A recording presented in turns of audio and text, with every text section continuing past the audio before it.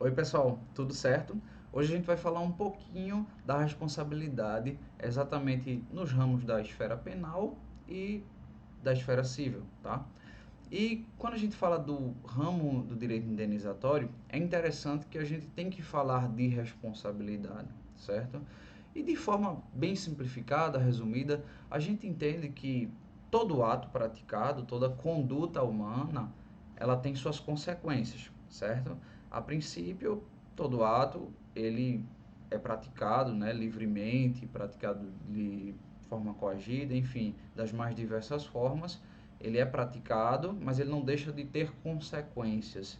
E quando envolve a questão do dano, a gente vê uma consequência muito transparente, muito cristalina na questão do direito, tá? Ou seja, na seara jurídica. Então, aquele agente que causou o dano, aquela pessoa que causou determinado dano, ela tem uma responsabilidade sobre o dano que ela causou, tá certo? Quando a gente fala, por exemplo, do próprio direito penal, a gente não vai ter a presença de uma responsabilidade objetiva, tá? Mas o que seria uma responsabilidade subjetiva, por outro lado? Seria uma responsabilidade em que eu averiguo a intenção do sujeito, né? De cometer aquele determinado dano, aquele determinado crime, de modo geral. Eu tenho que ter uma intenção presente, seja com dolo ou com culpa. E aí é algo próprio da esfera penal, tá certo? Mas a gente está falando do direito indenizatório aqui. Mas quando a gente entra na esfera do direito civil, claro que vai ver a questão da responsabilidade subjetiva, da intenção, mas a gente vai ter, em geral, uma responsabilidade objetiva, ou seja, independentemente de culpa. E a gente está falando desse assunto aqui de modo muito mais geral, tá certo? E para a gente entender isso, a gente pode encontrar uma resposta, né, a princípio, no direito indenizatório, pelo menos, no artigo 927 do nosso Código Civil de 2002. Vamos ver o que ele diz? Ele diz o seguinte: aquele que, por ato ilícito, causar dano a outrem, fica obrigado a repará-lo. Isso no seu caput, certo?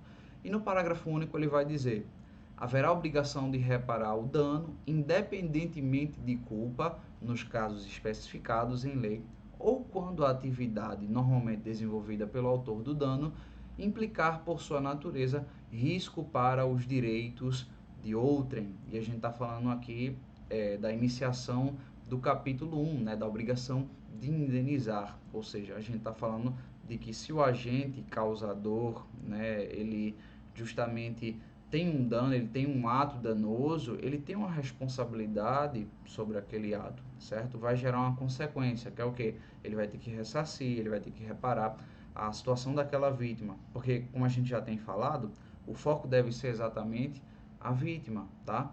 É no primeiro momento que a gente precisa se preocupar com ela.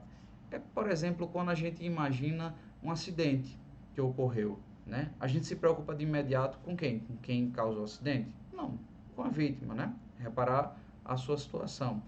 Então, o foco é justamente ela. Obviamente que no direito civil, quando a gente fala da questão da indenização em si, né? Ao mesmo tempo eu preciso acionar aquele sujeito que causou o dano, né? Isso dentro da esfera civil, tá certo? Das medidas que podem ser tomadas na questão da indenização. E ao mesmo tempo, ali haverá a reparação com relação ao dano, né? Pelo menos na esfera financeira, que é o foco do direito indenizatório. Quando a gente fala de uma indenização, a gente está falando exatamente, né, de quantias monetárias, quantias financeiras, tá certo?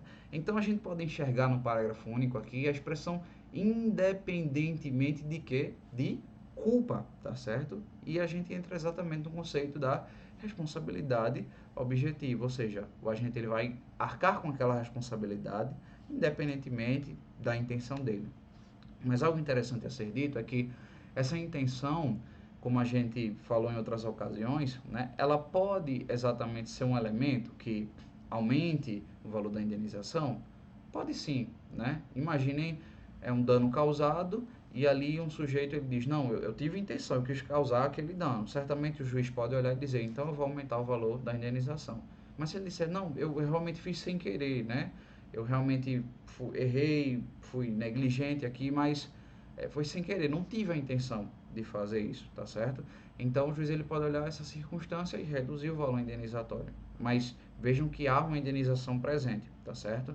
Então, seria um dos elementos a intenção? Sim, mas no geral a gente tem que se preocupar em reparar justamente a situação daquela vítima e buscar o culpado, né? Quem causou o dano e o nexo causal, ou seja, a relação entre o causador do dano, isso é muito importante, e o próprio dano, tá certo? Precisa estar presente o nexo causal, como a gente tem falado, né? Já falou há alguns vídeos atrás, tá bem?